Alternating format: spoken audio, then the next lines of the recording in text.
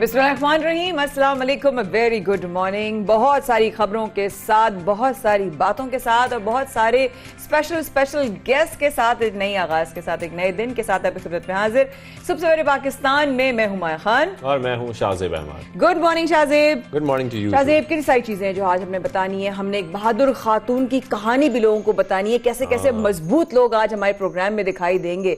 सियासी मामले में जितना भी जो चहल पहल हो रही है और हलचल हो रही है वो भी दिखाएंगे। बिल्कुल, तालिब इल्मों से भी आपको मिलवाएंगे, लेकिन सबसे पहले शुभनामा में जिक्र करते हैं सियासी हलचल का, क्योंकि सियासी हलचल हम देख रहे हैं और बहुत सारे बयानात भी आ रहे हैं, बड़े बड़े लीडर्स की जानिब से आ रहे हैं। हुकूमत को तनकीद का निशाना भी बनाया गया। गुज़िश्ता रोज हमने देखा कि मरियम नवाज और बिलावल भुट्टो साहब ने प्रेस कॉन्फ्रेंस भी की। जैसे मरियम नवाज ने तो कुछ ऐसी बातें की कि ये दावा भी किया कि हुकूमत का जाना महीनों या हफ्तों की बात नहीं है, ये कुछ दिनों की बात है। दूसरी जानिब जो बिलावल भुट्टो थे उन्होंने भी बड़े सख्त बयानात दिए, हुकूमत पर तनकीद की और कहा कि जो हुकूमत ने ये बजट पास कराया ये पार्लियामेंट के हाथ बांध कर कराया। बिल्कुल ऐसा ही है और वो वाली बात है कि जिस तरह आपने मरीम नवाज की बात की, उन्होंने कहा प्लान बहुत जल्द सामने आ जाएगा। और बिलावल भुट्टो के हवाले से भी यही है कि जनाब पीटीआई को अवामी मफाद को मुंतजर जो है वो मद्देनजर रखते हुए मुल्क में जो है वो इस वक्त सारे काम और इकदाम लेने चाहिए। But then again I think criticism का बहुत ज्यादा सामना हो रहा है और वो ऑब्वियसली शाहजेब बहुत ऑब्वियस है, रिजल्ट्स के ऊपर हो रहा है, आवाम की शिकायत के ऊपर हो रहा है और हम देख रहे हैं कि साथ एक सियासी शख्सियत भी है जिनकी कुछ खबरें सामने आ रही हैं मेडिकल बोर्ड के हवाले से।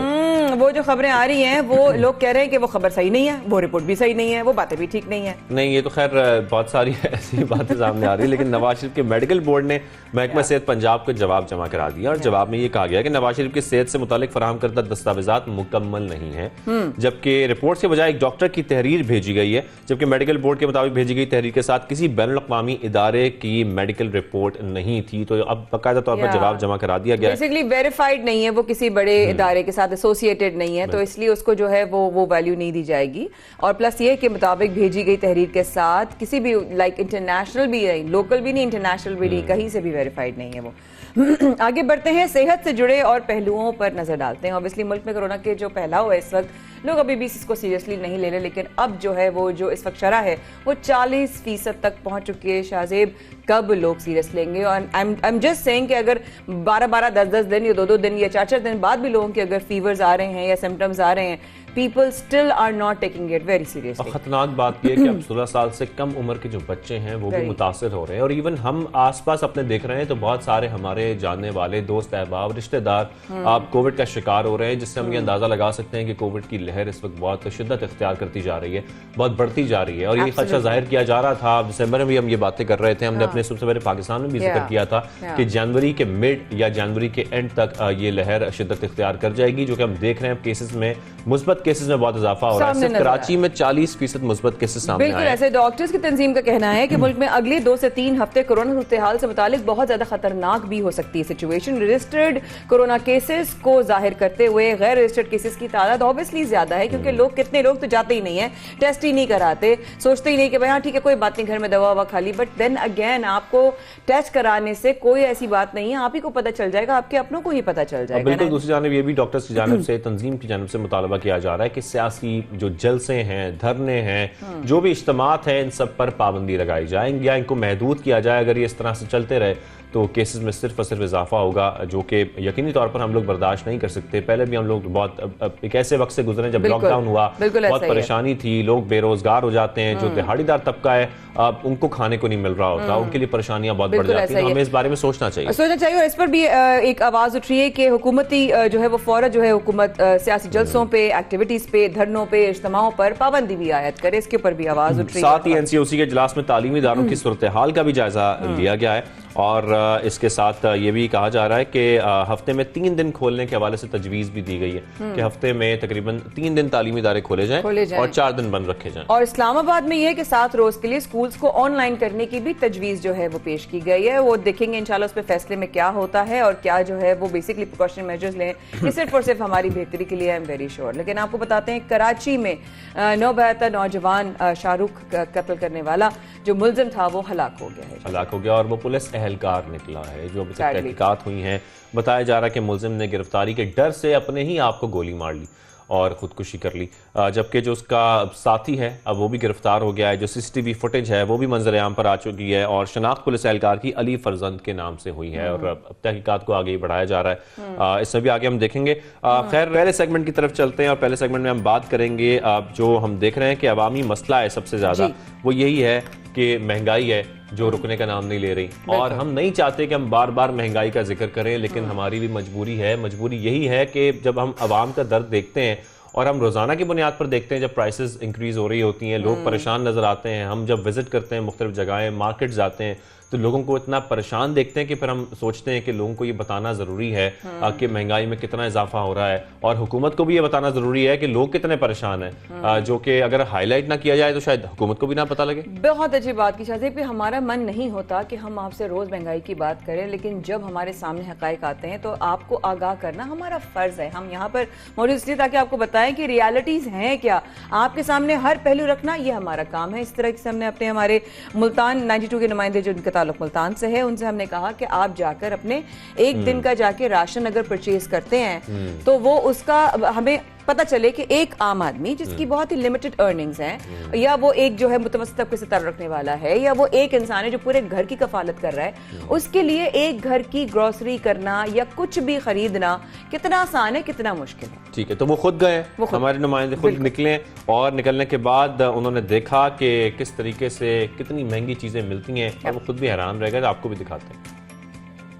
महंगाई का तूफान थमने का नाम नहीं ले रहा, जिसकी वजह से हर शख्स परेशान है। आज हम आपको बताते हैं कि अगर एक खानदान में 5 अफराद हों तो उनका एक दिन का राशन कितने का आएगा।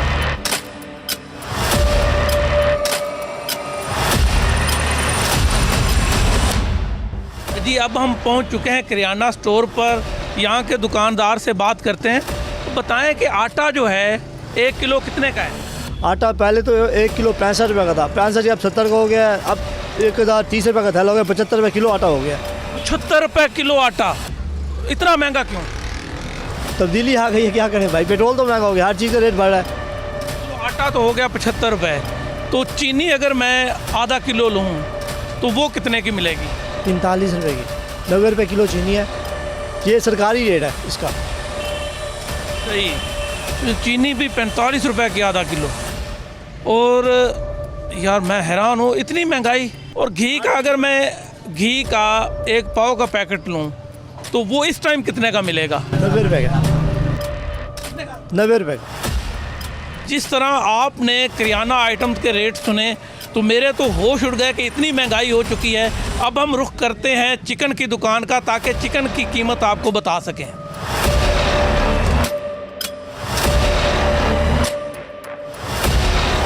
जी, अब हम आ चुके हैं चिकन की दुकान पर। यहाँ पर दुकानदार मौजूद है, इससे आज के रेट पूछते हैं कि चिकन का 1 किलो का रेट क्या चल रहा है। 260 रुपये चल रहा है सर। 2 दिन पहले तक तो 240 रुपये था, तो 2 दिनों में इतना फ़र्क। 20 रुपये रेट बढ़िया, डेली रेट बढ़ रहा है सर चिकन का। चिकन के रेट्स तो हमने पता कर लिए, अब रुख करते हैं दूध की दुकान का।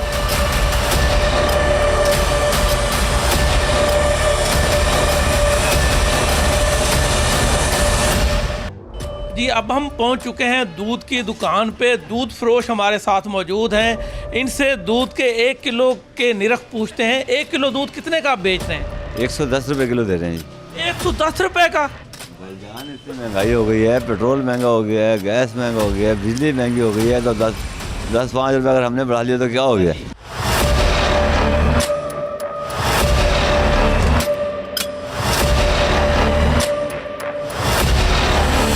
1 किलो आटा आया 75 रुपये का, आधा किलो चीनी 45 रुपये की, 1 पाव घी 90 रुपये का, चिकन 260 रुपये का, दूध 110 रुपये। तो ये टोटल हो गए 580 रुपये। एक दिन का राशन जो है 5 अफराद पे मुश्तमिल ख़ानदान का, वो आया 580 का। अगर ये महीने का करें तो ये महीने का बना 17,400। तो जो बंदा 20 से 25 हज़ार कमा रहा है तो वो अपना राशन पूरा करेगा या बाकी ज़रूरियात पूरी करेगा। वो अभी तो मुझे याद ही नहीं रहा कि ये राशन लेने के लिए मोटरसाइकिल पे जाना है, तो इसमें पेट्रोल भी तो डलना है। पेट्रोल भी महंगा हो चुका है।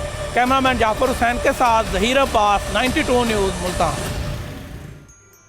तो ये तो आपने देखा कि किस तरीके से जब आप ग्रॉसरी खरीदने जाते हैं, जब आप बाजार में जाते हैं गोश्त खरीदने के लिए, सब्जी खरीदने के लिए, तो आपको चीज़ें कितनी महंगी मिलती हैं और आपको जेब में कितने पैसे रखने की ज़रूरत है ये तो आपको पता लग ही गया होगा, क्योंकि उसके बगैर अब आपका गुजारा नहीं है। लेकिन दूसरी जानिब ये तो अब ग्रॉसरी की बात हो गई, जो जान बचाने की अद्वियात हैं, अगर हम फैसलाबाद की बात करें तो वहां पर ये इतनी महंगी मिल रही हैं, और सिर्फ फैसलाबाद में नहीं, दीगर शहरों में भी यही सूरत हाल है कि अद्वियात आपकी तमाम, जब हमने देखा, हम ये बार बार बात कर रहे थे कि ये जो टैक्स लगाया जा रहा है इसके बाद अद्वियात पर इतना, कुछ हुकूमती नुमाइंदे कह रहे थे फर्क नहीं पड़ेगा, लेकिन ऐसा नहीं है। हम देख रहे हैं कि अद्वियात की कीमतों में इजाफा हुआ है। माया, और वो याद है हमने गुज़श्ता रोज हमने पैकेज भी किया था शाहजेब के बेसिक्स, यानी कि पेन किलर्स की बात होगी, एंटी एलर्जीज की बात होगी, जिनकी बहुत ही बेसिक जरूरत है इस वक्त, मौसम को भी देखते हुए, कोविड को भी देखते हुए, और जो बेसिकली आपको हर हफ्ते में फैमिली को लेनी ही पड़ती हैं।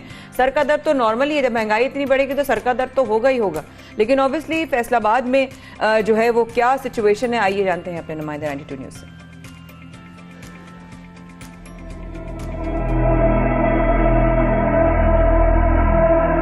जी बिल्कुल, अभी हम फैसलाबाद की सबसे बड़ी मेडिसिन मार्केट चिनोट बाज़ार में मौजूद है। यहाँ पर न सिर्फ ज़िला फैसलाबाद बल्कि जो आबाद और दीगर नवाही अजला हैं उनको भी अद्वियात की सप्लाई दी जाती है। अभी हम मार्केट में मौजूद हैं, आइए दुकानदारों से भी जानते हैं। पैकेज पहले बनता था किसी, मतलब जैसे शुगर का पेशेंट का पहले 3000 का मंथली पैकेज बन जाता था, मंथली मेडिसिन पूरी हो जाती थी, एक मतलब वायल लेते 2 वायलें, और वही डबल से भी ज़्यादा रेट हो गए उसके, मतलब 3000 में पहले रेट हो जाता था उनका, अब वही 7000 8000 में कन्वर्ट हो चुका है। हर 2 महीने बाद 3 महीने बाद मिनिस्ट्री नए रेट दी जा रही है। हम खुद परेशान हैं, लोग इतने रेट क्यों बढ़ रहे हैं, लोगों के पास पैसे नहीं है, वो दवाइयाँ छोड़ के खा लें, बहुत प्रॉब्लम बनी हुई। एमरल की गोली आती, शुगर की जितनी भी मेडिसिन है इनका 200% रेट बढ़ गया। बिल्कुल, दुकानदारों से तो हमने जाना, उन्होंने बताया कि जो पहले 3000 का पैकेज बन रहा था अद्वियात का, अब वो 5000 से 6000 का बन रहा है, और दीगर जो अद्वियात हैं उनके रेट्स तो इससे भी ज़्यादा बढ़े हुए हैं। हम अभी जाते हैं कस्टमर्स की तरफ, कस्टमर से जानते हैं कि उन पर क्या गुजर रही है। पहले मैं जब आता था तो मोस्टली ये था कि बिल मेरा 4000 या 4500 तक होता था, लेकिन अब क्योंकि प्राइसेस बहुत बढ़ गई हैं, हर चीज़ में रेट्स वगैरह बहुत बढ़ गए हैं, तो मतलब मुझे बहुत मुश्किल होती है। 1.5 गुना से ज़्यादा बढ़ गया। जो दवाई पहले 100 की आती थी अब वो 150 की आती है, 200 के करीब है। तो बहुत सारी मेडिसिन के जो रेट है वो डबल हो गए। पैनाडॉल काफ़ी देर से नहीं मिल रही, और भी बहुत सारी मेडिसिन है जो शार्ट है। कस्टमर्स के लिए बहुत ज़्यादा मुश्किलात हैं। दुकानदारों का कहना है कि उनको मार्जिन तो उतना ही मिल रहा है, लेकिन सारा बोझ जो है ग्राहकों पे पड़ रहा है, जिनको रोज़ाना जो है या माहाना अपनी दिल की अमराज की जो अद्वियात लेनी पड़ती है, इसके अलावा शुगर, ब्लड प्रेशर की, एंटी एलर्जी या दीगर अद्वियात लेनी पड़ती है, तो उनको काफ़ी मुश्किलात हैं। उनका जो माहाना बजट था वो डिस्टर्ब होकर रह गया है। उन्होंने हुकूमत से मुतालबा किया है कि इन रेट्स को फौरी तौर पर कम किया जाए, ताकि वो अपनी जो लाइफ सेविंग अद्वियात हैं वो आसानी से ख़रीद सकें। कैमरामैन जाहिद मलिक के साथ गुलाम दस्तगीर, 92 न्यूज़ फैसलाबाद। किधर जाएं किधर ना जाएं, मैं तो ये सब ये सोच रही हूँ शाहजेब। मतलब अद्वियात की बात हो या बाकी जितनी दीगर चीज़ें हैं वो खरीदने के लिए आप बाजारों में जाएं तो चीज़ें महंगी हो रही हैं, इसको डिनाई हम नहीं कर सकते। जब हम बाजार में जाते हैं तो हम ये एडमिट करना पड़ेगा। हम इसलिए बार बार दिखा रहे हैं कि लोग जहाँ भी जाएं, जिस चीज़ को खरीदने जाएं वो महंगी हो रही है, और ऐसे में सबसे ज़्यादा जो मुतासर होता है वो मजदूर तबका होता है, क्योंकि मजदूर तबका वो दिहाड़ीदार तबका है जिन्होंने रोजाना की बुनियाद पर पैसे कमाने होते हैं, और उसके बाद वो अपने खर्चे करते हैं। तो उनके खर्चों में जो उनके आमदनी उसमें तो इजाफा नहीं हुआ, लेकिन उनके खर्चों में इजाफा हो जाता है। जो उनकी बुनियादी चीजें वो महंगी हो जाती है। खर्चे तो वहीं खड़े हैं ना, आपने तो खाना लेकर जाना ही है ना, रोटी तो बच्चों को चाहिए ही ना, उनको तो बेसिक जो है आटा दाल चावल तो चाहिए ना, चाहे बेसिक भी हो। एक बल्ब होगा, चलो सर्दी है पंखा नहीं चल रहा, बिजली का तो बिल उतना जाना ही है ना। लोग डेली वेजेस पे काम करने वाला मजदूर तबका है, उसको तो होता है मेरी दिहाड़ी लगे मैं घर लेके जाऊं, मेरी दिहाड़ी लगे मैं घर लेके जाऊं, लेकिन खर्चा उसका वहीं खड़ा है और उसकी आमदनी नहीं। तो इसी पर बात करने के लिए तमाम जो हम देख रहे हैं महंगाई के मामलात, हमें ज्वाइन किया सबसे पहले पाकिस्तान में सूबाई वजीर मेहनत अंसर मजीद साहब ने। अंसर मजीद साहब बहुत शुक्रिया, सबसे पहले पाकिस्तान में आपको खुशामदीद कहेंगे। सर, जिस तरीके से हम देख रहे हैं कि वैसे तो महंगाई से हर तबका ही मुतासर हुआ है, लेकिन खास तौर पर जो मजदूर तबका है वो बहुत ज्यादा मुतासर हुआ है, बड़े परेशान है वो। तो उनके तहफ़्फ़ुज़ के लिए खास तौर पर हुकूमत क्या कर रही है? देखें, ये जो मजदूर कार्ड है ये ख्वाब था हमारे डिपार्टमेंट का 2018 के अंदर, दिसंबर के अंदर, जब ये 100 डेज़ का एजेंडा आया था। उसके अंदर हम ये कॉन्सेप्ट लेके आए थे और उसके ऊपर 2019 में हमने एक presentation prime minister of Pakistan को, चीफ मिनिस्टर ऑफ पंजाब को दी और वो बहुत ज़्यादा हमारे प्रेजेंटेशन को एक्सेप्ट भी किया गया और उसके ऊपर वर्किंग शुरू हुई। बेसिकली जो इसका बैकग्राउंड था वो ये था कि जो हमारी रजिस्टर्ड लेबर है जो फैक्ट्रीज़ के अंदर काम करती है, उनकी एक तो इनरोलमेंट था और उसके साथ साथ जो उसका बैकग्राउंड था उसके उनको सेंस ऑफ प्राइड देना था लेबर के हवाले से कि उनको माशरे के अंदर जो तहफ़्फ़ुज़ हासिल होना चाहिए, जो हमारा डोमेन बनता है, जो हमारे फ़राइज़ के अंदर शामिल है हमारे लेबर के, तो ये कॉन्सेप्ट उस हवाले से था और अल्लाह का शुक्र है कि आज हमें ये कामयाबी हासिल हुई है और हमारे 25,000 के करीब जो मज़दूर कार्ड हैं वो प्रिंट हो चुके हैं बैंक ऑफ पंजाब की उनके साथ मिलकर और वही इसको प्रिंट कर रहा है। और इसके फ़वाइद के अंदर जो बहुत बड़ी जो चीज़ थी कि हमने 2018 के अंदर एक लेबर पॉलिसी दी थी जिसके अंदर हमने एक लफ्ज़ बीच में लिखा था कि minimum wage to living wage. तो जो लिविंग वेज का कॉन्सेप्ट था इसके ऊपर हम किस तरीके से लेबर को लेके आ सकते हैं और उसके ऊपर हमने तकरीबन 150 मर्चेंट्स हैं जिसके अंदर ग्रॉसरीज हैं, जिसके अंदर जूतों की दुकानें हैं। मैं आपको 2 से 3 चीज़ें ऐसी बता देता हूं कि जिससे आप ये अंदाज़ा लगा सकते हैं कि एक ऐसे माइलस्टोन हमारे डिपार्टमेंट ने अचीव किए हैं कि जो एक तारीख रकम हुई है जिसके अंदर जो सबसे बड़ा इकदाम था इसके साथ साथ लेबर कार्ड के साथ साथ वो वर्कर वेलफेयर फंड था जो पंजाब के अंदर उसकी मंजूरी थी और इसके ऊपर बहुत से सूबे ने मुखालफत की। उसके बावजूद वर्कर वेलफेयर फंड पंजाब के अंदर मंजूर हुआ। एक अंदाजे के मुताबिक जो वर्कर वेलफेयर फंड फेडरल के पास जो अमाउंट है हमारे चारों सूबों की अगर मैं बात करूं तो वो 142 अरब रुपया है और जिसमें पंजाब का जो हिस्सा बनता है वो 77 बिलियन रुपीस बनता है। और अगर ये पैसा हमारे पास मौजूद होता या ये लेबर के पास हमारे डिपार्टमेंट में प्रॉपरली आता तो आज हम लेबर के लिए बहुत से वेलफेयर के काम कर सकते। इसीलिए हमने जब ये 18th अमेंडमेंट की डेवोल्यूशन हुई थी उसके अंदर ये डिवॉल्व हुआ था तो आज तक पिछली गवर्नमेंट्स ने इसके ऊपर काम नहीं किया था। सुप्रीम कोर्ट में ज़रूर केस चल रहा था लेकिन वो सिर्फ और सिर्फ एक दिखावा था। उसके ऊपर जो पैसा यहाँ से कलेक्ट होकर फेडरल में जाता था वो और जगहों के ऊपर इन्वेस्ट होता था और ये एक बहुत बड़ा मैं समझता हूँ कि एक स्कैम है। उसके ऊपर इन्वेस्टिगेशन होनी चाहिए और हमने लिख के भी भेजा है कि वो पैसा जो एक्चुअल पैसा है वो गया किधर, वो पैसा हमें सूबों को तकसीम होना चाहिए। अब इस टाइम के ऊपर हमारी 99.9% जो कंट्रीब्यूशन है मैं अगर कहूँ कि तकरीबन 19 बिलियन जो हमारा डिपार्टमेंट कलेक्ट करता है वो सारा का सारा अब ऑनलाइन सिस्टम है।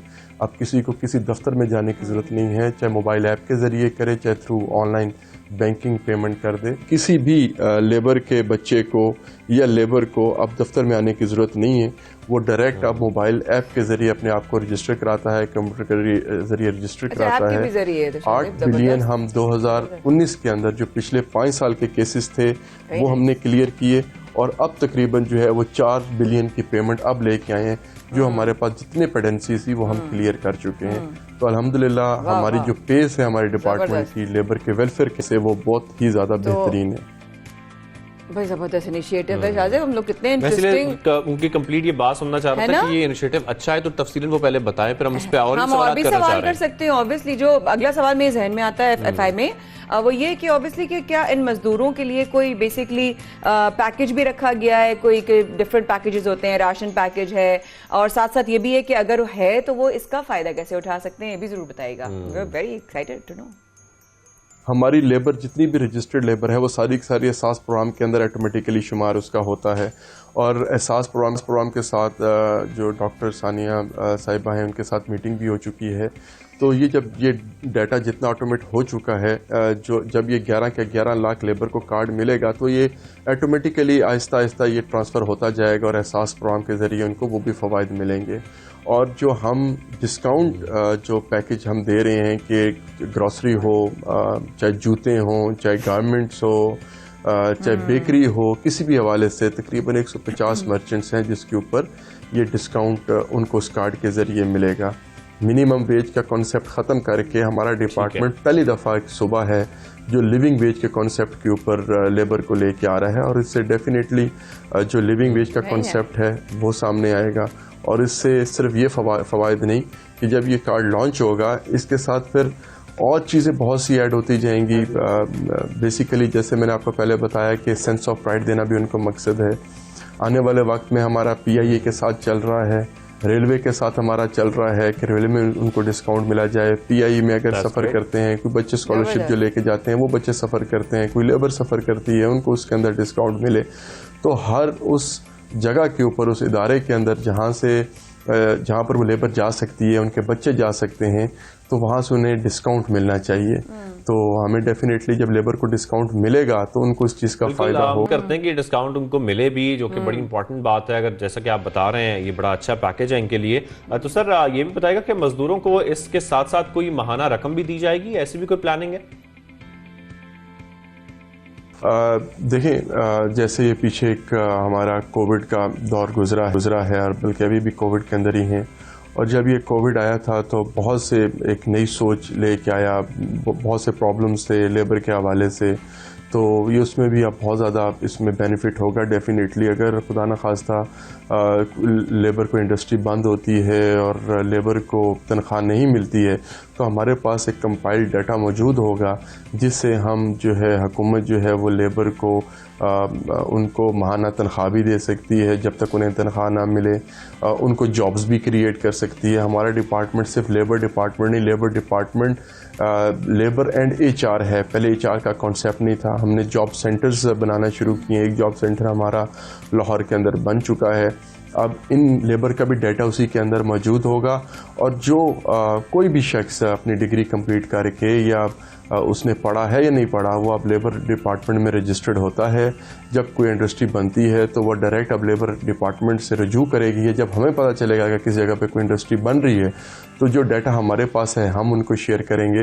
तो ये बेसिकली इसके फ़वाइद मैं समझता हूँ कि बहुत ज़्यादा हैं। एक दफ़ा कार्ड लॉन्च होने के बाद जब हम इन स्टेप से आगे बढ़ेंगे तो डेफिनेटली फिर हम आगे की तरफ बढ़ेंगे। जहाँ जहाँ से हमें लेबर के लिए फ़ायदा मिलेगा हम वहाँ हम अपना लेबर कार्ड को इस्तेमाल करेंगे। अच्छा जनाब, ये ज़रूर बताइए कि अगर किसी मजदूर के पास ये कार्ड है, मतलब अगर वो है, तो इसको किन किन चीज़ों से जो है वो डिस्काउंट मिलेगा, या किन किन चीज़ों में डिस्काउंट मिलेगा, या कहाँ कहाँ वो कार्ड को इस्तेमाल कर सकता है? Exactly, please. हमारा जो टारगेट है वो 153 मर्चेंट्स हैं। जैसे मैंने आपको बताया, जो नाम मेरे सामने अभी याद हैं मैंने वो आपको बताए हैं, और इसके अलावा बहुत सी ऐसी लंबी लिस्ट है जिसके ऊपर जो है उन्हें डिस्काउंट मिल सकते हैं। खाने की अशिया हों, पहनने की अशिया हों, चाहे वो पढ़ने वाली साइड पे जाए, चाहे हेल्थ वाली साइड पे जाए, किसी भी साइड के ऊपर जाए, कोई भी इदारा है, हम हर इदारों से लेबर के लिए हम उनसे रायत मांग रहे हैं। हमें 5 से 45% की जो रायत है उनको वो दी जा रही है, और इससे जो कार्ड है इसकी वैल्यू ही इतनी बढ़ जाएगी इंशाअल्लाह ताला कि जो लेबर है जो उनकी हम अगर आज हमारे पास उसकी मिनिमम वेज 20,000 है तो ये तसव्वुर कर सकेगा कि मेरी जो वेज है वो 35 है। तो इसके ऊपर हमारा डिपार्टमेंट काम कर रहे हैं। सर बाकी इनिशिएटिव बहुत अच्छा है, और उम्मीद करते हैं कि तमाम जो मजदूर हैं, जिस तरीके से आप बता रहे हैं पैकेज वाकई बहुत अच्छा इनिशिएटिव है, लेकिन क्या तमाम मजदूर इससे फायदा उठा सकेंगे? असल सवाल यही पैदा होता है, ये पहुंच भी पाएगा और वो पहुंच पाएगा, एक शफाफ तरीके से पहुंच पाएगा, उनको ये तमाम डिस्काउंट्स मिल सकेंगे, ये तमाम पैकेजेस से वो फायदा उठा सकेंगे। इसी पर हम आगे देखेंगे क्या सूरत हाल बनती है। सर बहुत शुक्रिया अंसर मजीद साहब, सूबाई वजीर है, हमारे साथ मौजूद है सबसे पहले पाकिस्तान में। थोड़ी सी ब्रेक ले लें यार, उसके बाद एक कप चाय हो जाए थोड़ी, और बहुत सारी चीजें डिस्कस करेंगे।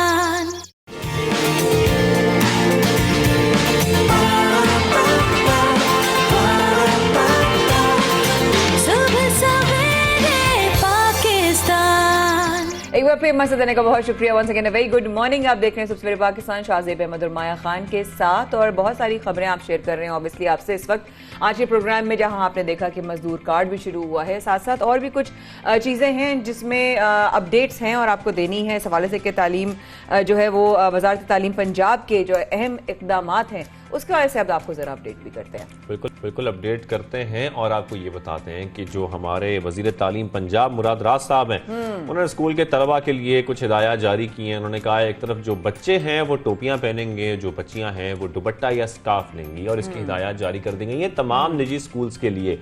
अब बात ये है और प्रॉब्लम ये है कि इस पे कितना अमल होता है, निजी स्कूल्स जो प्राइवेट स्कूल्स हैं वो इस पर कितना अमल करते हैं, अवाम की क्या राय है, वालिदैन क्या कहते हैं, बच्चे क्या कहते हैं, तो यही हम जान लेते हैं और जानने के बाद इस पर बात करते हैं। बिल्कुल ऐसे ही सूबाई वज़ीर तालीम मुराद राज की जानिब से ये कहा गया है कि स्कूल जाने वाले बच्चे टोपी पहनेंगे और तालबात जो हैं उनके लिए स्कार्फ लाजमी होगा।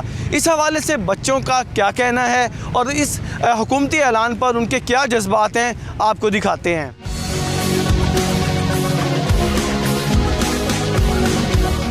गर्मियों में यानी कि टोपी पहनेंगे, हमें गर्मी लगेगी, हम बीमार होंगे, तो इसलिए लिहाजा हमें सर्दियों में पहननी चाहिए टोपी और गर्मियों में नहीं पहनना चाहिए। बाल सारे खराब हो जाएंगे हमारे, टोपी नहीं पहननी चाहिए। ऐसी स्टाइलिश टोपी हो जो कि सारे बच्चे पहन के। मैं ज़रूर टोपी पहन के आऊँगा, ये अपनी हमारी सेहत के लिए इन्होंने कहा है। इंशाल्लाह मैं टोपी पहन के आऊँगा। सर्दी जिस तरह बहुत ज़्यादा पड़ रही है, स्मोक बहुत ज़्यादा है, मैं टोपी पहन के आऊँगा। मतलब कि इंसान इसमें कंफर्टेबल रहता है, मतलब कि सर्दी से भी बच सकते हैं, वैसे भी लेते हैं स्कार्फ, अच्छी बात है, लेना अच्छी आदत है और नुकसान तो कोई भी नहीं है।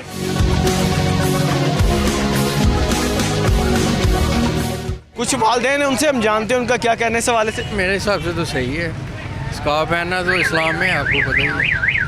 और बच्चों का टोपी पहनना, टोपी पहनने में हर्ज तो कोई नहीं, सर्दियों में पहन सकते हैं, वैसे गर्मियों में तो नहीं पहननी जाएगी। पानी है पाकिस्तान जो कायदे आज़म है उन्होंने जिना कैप पहनी हुई है, तो साफ जाहिर है कि वो अगर ये ऐसा कोई ना कोई सर ढांपने के लिए कोई ना कोई चीज़, और स्कार्फ जो है वो लाजमी होना चाहिए। स्कार्फ तो हमारा इस्लामी मुल्क है, पहनना चाहिए बच्चियों को, गर्मियाँ हो सर्दियाँ हो।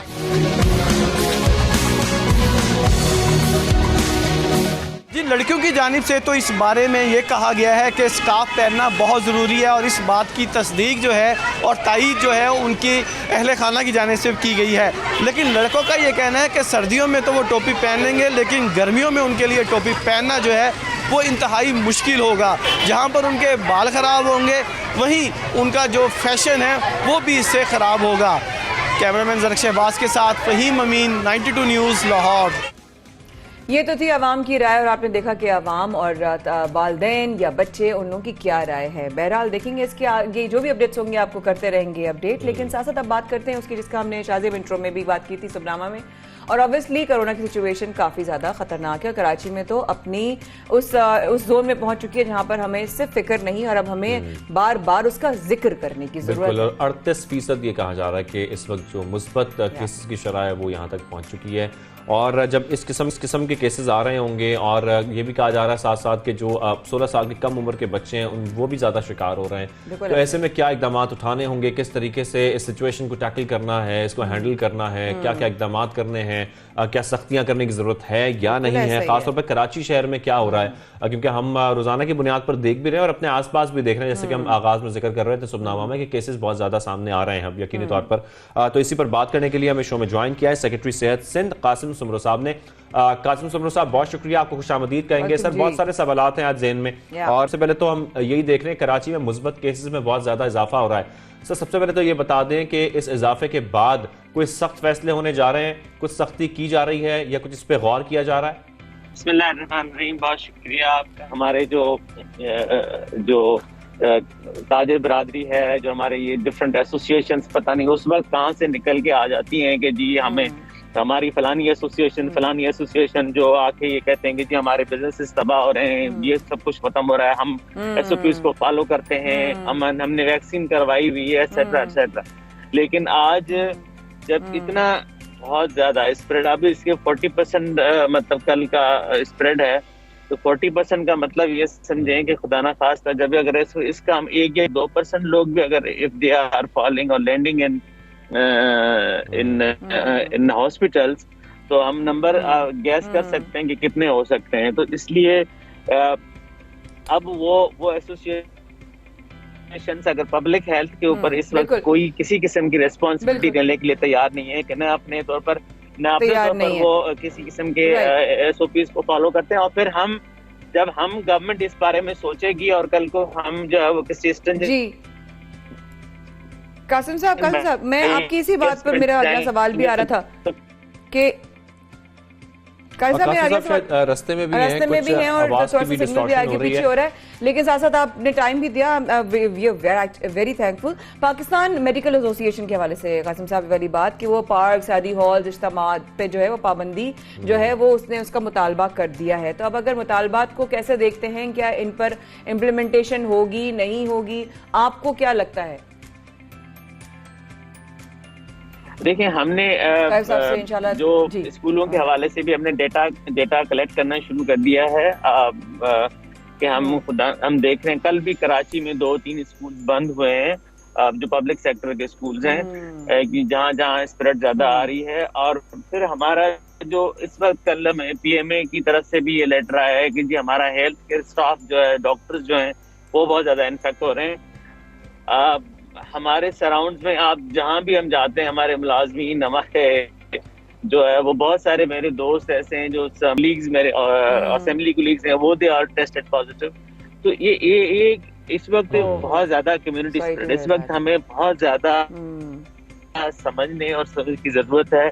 और मैं आपके थ्रू ये जितनी एसोसिएशन जो स्ट्रिंजेंट मेजर्स के दिन जाहिर होंगी, इस वक्त तो जाहिर नहीं है क्योंकि उनके लिए उनका मुनाफा ज्यादा अहमियत रखता है, पब्लिक हेल्थ ज्यादा अहमियत नहीं रखती।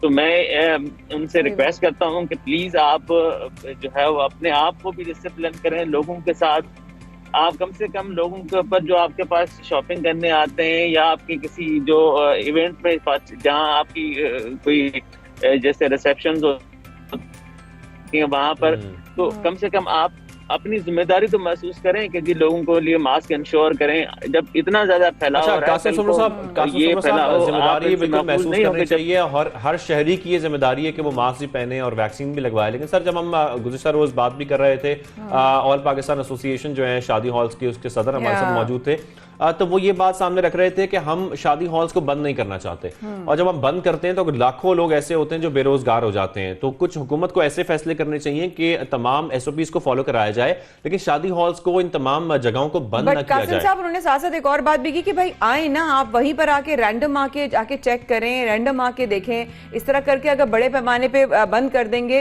तो ना बात होगी, ना कोई डिस्कशन होगा। तो वो ये चाहते हैं कि भाई आकर बात की जाए। तो सर, सवाल मेरा यहाँ पर यही है, तो क्या हुकूमत सोचेगी, अगर आप लोगों को ज्यादा जाहिर है जब केसेस बढ़ जाएंगे तो सोचा जाएगा कि शादी हॉल एसोसिएशन वालों से बात की जाए, बातचीत करने के बाद कोई मिल बैठकर फैसला किया जाए ताकि बंद भी ना करने पड़े और लोगों के जो फैलाव है लोगों में कोविड का खासतौर पर, उसको भी रोका जा सके? देखिए, हमने ये लास्ट जो हमारे टास्क फोर्स की मीटिंग हुई थी, आपको अगर याद होगा, हमने उस वक्त भी ये गवर्नमेंट की तरफ से क्लियर इंस्ट्रक्शंस दी गई थी कि आप जो है वो लोगों को कोशिश करें कि आप कोशिश क्या करें, आप अपने तौर पर तो कुछ पाबंदी अपने आप जब हम सख्ती करने जाएंगे तो हमारी सख्ती ये होगी कि आपका जो किसी एक का शादी हाल बंद हो जाएगा, फिर कोई दूसरे के जो है ना वो उस, और फिर ये सोसाइटी में कहेंगे जी शादी वाले बंद हो गए, हमारे इवेंट्स खत्म हो गए, हमारी जो है वो रिसेप्शन हमने 50, 500, 1000 लोगों को इनवाइट किया हुआ था, वो लोग नहीं आ सके, तो फिर अगेन हमें जो है ना वो बैड नेम से पुकारा जाएगा। हम ये नहीं चाहते, हम चाहते हैं कि पहली एफर्ट तो ये खुद करें ना। जब ये ऑर्गेनाइजर हैं, ये इनकी एसोसिएशन है, how many of them have ever spoken to somebody, जो जिनको इनके एसोसिएशन के मेंबर्स उनमें से किसी से बोला है कि यार आप ये जैसे नेशनल का हर एक, अगर गवर्नमेंट अपनी रिस्पॉन्सिबिलिटी के तौर पर आपसे एडवाइस करती है कि आप खाना बुफे के बजाय कोशिश करें कि आप एक प्रिंसिपल बना लें कि जी इस वक्त इतना ज्यादा स्प्रेड है, हम खाना जो है वो बुफे नहीं कर सकते, आपका बुफे ले नहीं सकते, हम आपको नहीं कर सकते, सर्व करेंगे, उस पर सर्व करेंगे जब आप एग्जिट हो रहे हैं, ताकि जो है ना वो स्प्रेड कहीं फिर आप कहेंगे जी हमारे पास वो लोग आएंगे, आपकी शादी में 1000 सपोज लोग आते हैं या 500 लोग आते हैं या 200 लोग आते हैं, तो हमारे पास वो लोग हैं जिनके पर मास्क लगा हुआ हो या जो वैक्सीनेटेड हो, या कोशिश करेंगे हमारे पास मुअम्मर अफराद ना आए, बच्चे ना आए, ताकि वो स्कूलों में कल को जाते हैं उनके स्प्रेड का रीजन बनते हैं। कासिम सर साहब, सब एक सवाल का जवाब दे दीजिए, मतलब सेकंड डोज, थर्ड डोज लगवानी जरूरी है, मास्क पहनना जरूरी है? जो सबसे इम्पोर्टेंट मेरे ख्याल में, देखिए वैक्सीन, ये कंसेप्शन लोगों के दिमाग में ये निकलना चाहिए कि हमने वैक्सीन करवाई है, तो हमें कुछ नहीं होगा। वैक्सीन आपको सिवियरिटी ऑफ द जो है वो डिजीज से बचाती है। Vaccine doesn't prevent you from getting infected. आपका बूस्टर शॉट भी लगा हुआ है, 2 लगे हुए हैं, कुछ फर्क नहीं पड़ता, इन्फेक्ट हो सकते हैं। इसलिए the mask is very important. मैं अभी ट्रैवल कर रहा हूँ, मेरे साथ मेरा ड्राइवर गाड़ी चला रहा है, लेकिन मैंने जो है वो मास्क उतारा है ना मेरा ड्राइवर उतारा है, ताकि हमारी सेफ्टी इसी में है कि हम खुद को प्रिकॉशंस में जो है वो रहें।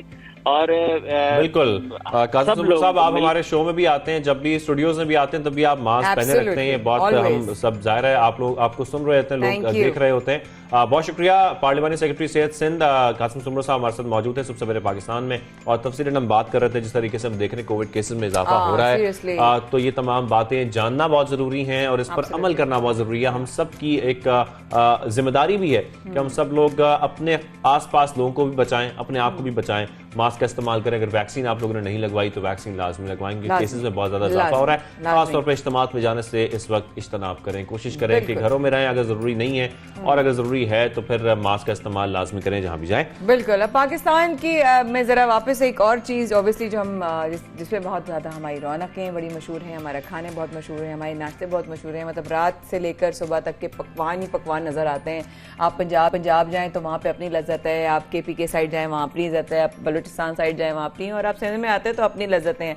लेकिन पाकिस्तान के कौन से नाश्ते खाए जाते हैं बैरून मुमालिक, जितने भी इलाके हैं और दूसरे कंट्रीज हैं वहाँ पर, आइए आपको दिखाते हैं और खुद भी देखते हैं।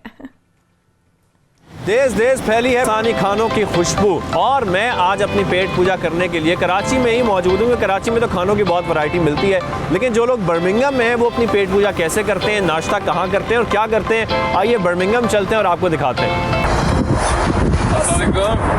और भाई कैसे सुबह सुबह कहाँ थे? आज देसी नाश्ता करने का प्लान बन रहा है सर। देसी नाश्ता ऊपर से नुक्ता इंजमात की ठंड, आइडिया तो अच्छा है। हाँ जी, और फिर आपको पता है कि बर्मिंघम तो ऐसा शहर है जहाँ आपको पाकिस्तानी जो है खाने और नाश्ते इस तरह की चीज़ें तो ये भरा पड़ा है। तो सर फिर 2-2 हाथ हो ही जाए। आए चलते हैं फिर।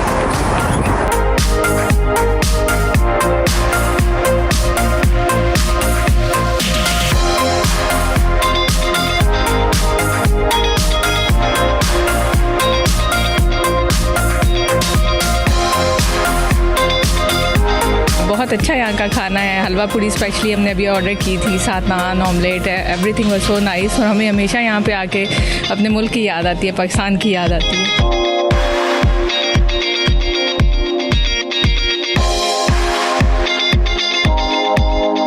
हमने अभी जो है नाश्ता किया है, पाए और साथ चने, वेरी टेस्टी। पाकिस्तान की तरह इधर भी हमें एग्जैक्टली जो है सेम चीज़ें मिलती हैं और माशाल्लाह वेरी नाइस। मैं आज पहली बार इस रेस्टोरेंट में आया हूँ और बिल्कुल पाकिस्तान का टेस्ट मिला है। चाय, पराठा, चने, बहुत मज़ा आया है माशाल्लाह। पाकिस्तान की याद ताज़ा हो गई।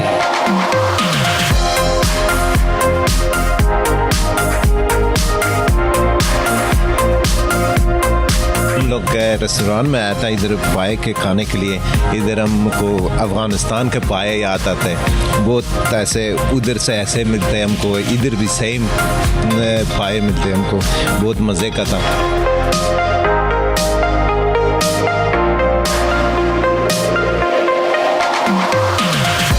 जी हम लोग यहाँ 5 साल से ये रेस्टोरेंट चला रहे हैं जी, और प्योर देसी कुजीन है, और अल्हम्दुलिल्लाह बहुत से लोग आते हैं और एंजॉय करते हैं फूड को, और बिल्कुल पाकिस्तान जैसा माहौल दिया हुआ है हमने, और खाना जो है वो बिल्कुल पाकिस्तानी ऑथेंटिक फूड टाइप होता है। सर्दी के इस मौसम में दियारे गैर में पाकिस्तानी लज्जत और नफासत से भरपूर खाने किसी नेमत से कम नहीं जो वतन अजीज़ की याद ताज़ा कर देते हैं। खावर राजा, 92 न्यूज़, बर्मिंघम।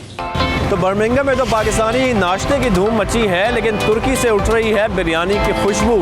तो तुर्की में हमारे जो नुमाइंदे 92 न्यूज़ के, वो आपको अपने साथ ले जाते हैं और दिखाते हैं कि वहाँ पे कौन सी बिरयानी मिलती है। जी आज मेरा बिरयानी खाने का मूड है, लेकिन मैं पाकिस्तान में नहीं, फिर भी कोई टेंशन वाली बात नहीं। मेरे मुल्क के जाके यहाँ भी तुर्की में भी धूम मचा रहे हैं। चले आए मेरे साथ और बिरयानी के मज़े से लुत्फ़ उठाते हैं। शहर इस्तांबुल में मौजूद हूँ। पाकिस्तानी खानों की खुशबू इस बात का सबूत है कि पाकिस्तानी खाने खाली तुर्की में नहीं पूरी दुनिया में अपना नाम कमा चुके हैं। आदि बार्ड 92 न्यूज़ तुर्की। तो बर्मिंघम में तो हमने देखा, इसके साथ साथ तुर्की में भी हमने देखा कि कौन कौन से खाने वहाँ पर मशहूर हैं। लेकिन इसके साथ साथ अगर हम स्कॉटलैंड का रुख करें तो स्कॉटलैंड में वो कौन से ऐसे पकवान हैं जो वहाँ के दस्तरखान की जीनत बनते हैं, ये भी हमारे 92 न्यूज़ के नुमाइंदे बता रहे हैं। वो चल के देखिए जब तक मैं अपना खाना तैयार करूँ। आज मेरा पाकिस्तानी स्टाइल की देसी कढ़ाई खाने को दिल चाह रहा है, क्योंकि मैं स्कॉटलैंड में रहता हूँ, फिर भी टेंशन की कोई बात नहीं है। आज मैं देसी कढ़ाई खाने के लिए एक रेस्टोरेंट पर जाऊंगा, जहां पर मुख्तलिफ़ किस्म के देसी हमारी जो खाने हैं पसंद किए जाते हैं, ना कि पाकिस्तानी बल्कि जो ब्रिटिश लोग हैं वो भी इन खानों को पसंद करते हैं।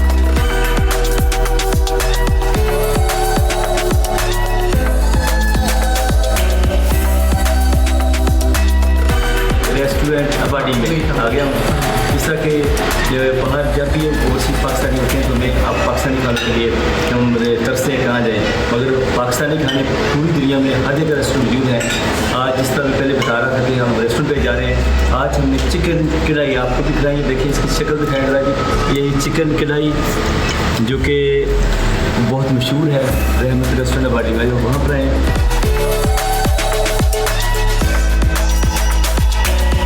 हमारे जो खाने हैं देसी खाने खाने के दूर दूर से लोग यहाँ पर आते हैं। जिस तरह पूरी दुनिया में हमारे खाने मशहूर हैं।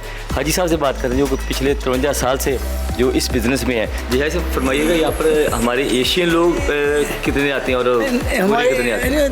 तकरीबन 50-50 होते हैं। गोरे जो लोग हैं, अंग्रेज़ लोग हैं, ये भी बहुत अपनी खानों को बहुत पसंद करते हैं और अब ज़्यादा वो इसीलिए यहाँ आते हैं। अपने देसी लोग भी बहुत आते हैं, तो ये काफ़ी हमारे खाने बहुत मकबूल हैं। जब से रहमत आया है तो माशाल्लाह सब पाकिस्तानी फैमिलीज़ इधर आती हैं, एंजॉय करती हैं खाना, और इनका फूड बहुत ज़बरदस्त है।